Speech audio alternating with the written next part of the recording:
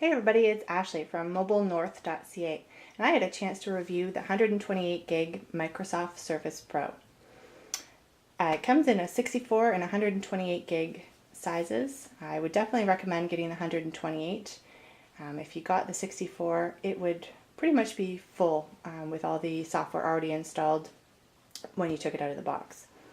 The Surface Pro is about 2 pounds, so it's not bad, but it's a little bit clunky to hold for a long period of time if you're using it as a tablet.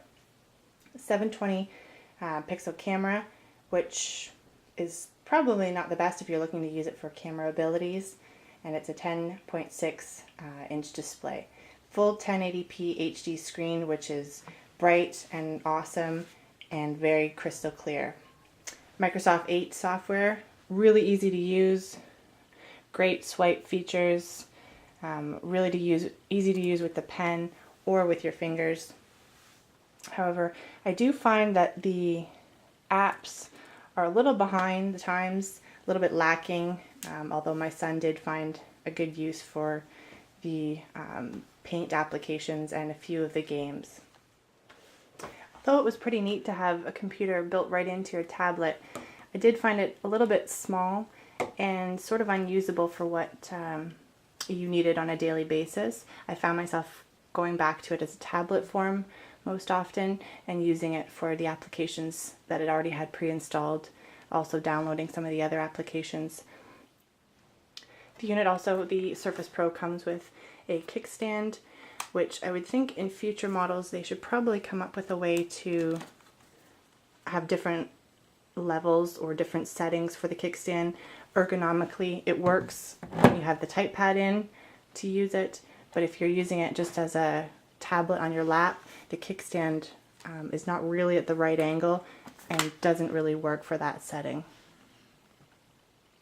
As far as battery life, I did find that it went about 5 hours with normal usage, and then you'd have to plug it in, and the plug is a little bit shorter than a normal laptop plug as well.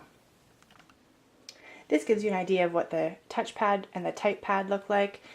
I prefer myself the type pad. The buttons are a little bit larger, easier to press, and the touchpad, I just didn't really find a use for it.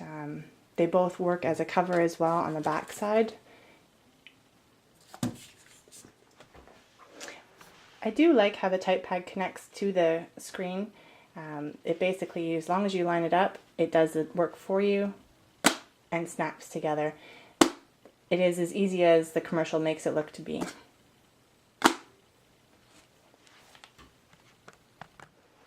Unfortunately, in camera mode, I would have to give the Surface Pro to Mobile North thumbs down. There's no built-in editing, and the picture quality is not all that clear. This is one I took earlier today, full light indoors. It may look good on screen, however up close it's pretty pixely.